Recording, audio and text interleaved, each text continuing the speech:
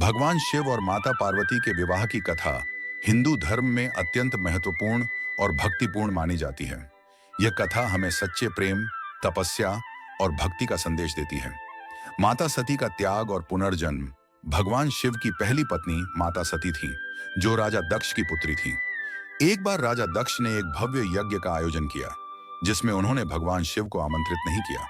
माता सती बिना बुलाए ही यज्ञ में गईं, लेकिन उनके देखा कि वहां पिता ने भगवान शिव का अपमान किया है। यह अपमान माता सती सहन नहीं कर पाई और माता सती ने यज्ञ अग्नि में कूदकर अपने प्राण त्याग दिए।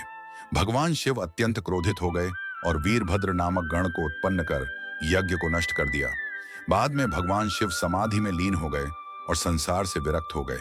इधर माता सती ने पुनः राजा हिमालय और रानी मैना के घर पार्वती के रूप में जन्म लिया।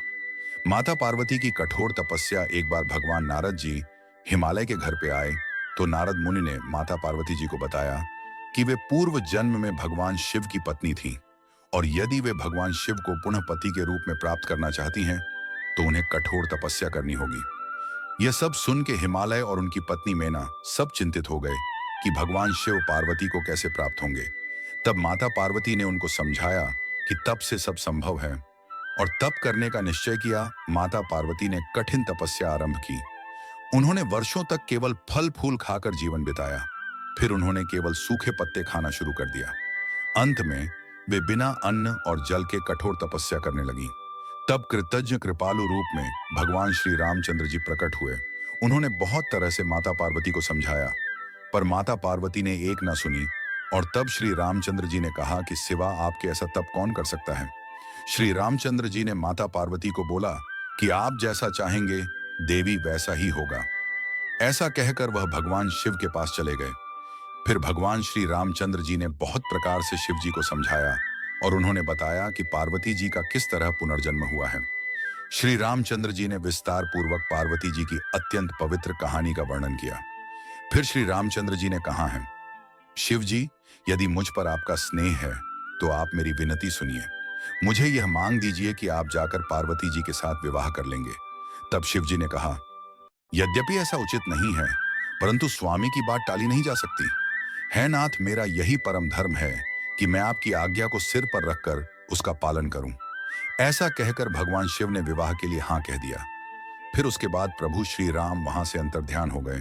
फिर उसके बाद भगवान शिव जी ने सप्तर्षियों को अपने पास बुलाया और उन्हें अत्यंत सुहावने वचनों से कहा कि आप जाकर पार्वती जी से उनकी प्रेम की परीक्षा लीजिए और हिमालय को कहिए कि पार्वती को घर ले आए।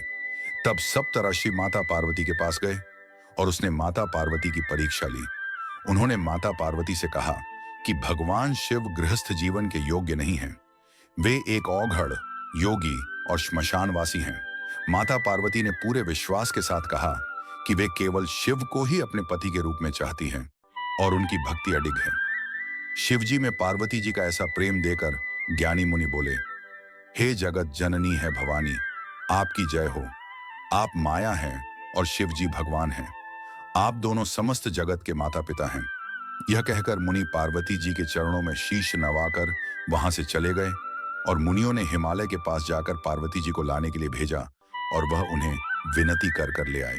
पार्वती जी का ऐसा प्रेम सुनते ही शिव जी भगवान आनंद मग्न हो गए। विवाह की तैयारी और बारात। भगवान शिव ने सप्तर्षियों को राजा हिमालय के पास भेजा, जिन्होंने विवाह का प्रस्ताव रखा। राजा हिमालय अत्यंत प्रसन्न हुए और विवाह की तैयारियां होने लगी। भगवान शिव ने विवाह के लिए अपनी अनोखी बारात निकाली, जिसमें भूत प्रेत, नाग, पिशाच, गंधर्व, देवता और आशी मुनि शामिल थे। स्वयं भगवान शिव गले में नाग, शरीर पर भस्म, जटाओं में गंगा और हाथ में त्रिशूल लेकर आगे बढ़े। बारात को देखकर माता पार्वती की मां मैना भयभीत हो गईं और सोचने लगी कि उनकी बेटी का विवाह ऐसे वर से कैसे हो सकता है। तब भगवान शिव ने अपना दिव्य रूप प्रकट किया, जिसे देखकर वे प्रसन्न हो गईं। शिव पार्वती विवाह। भगवान शिव और माता पार्वती का विवाह विधि पूर्वक संपन्न हुआ।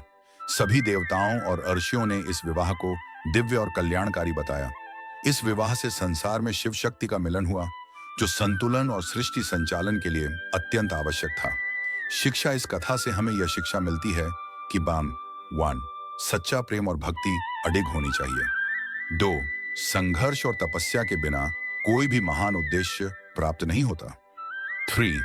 भगवान अपने भक्तों की निष्ठा और तपस्या को अवश्य स्वीकार करते हैं।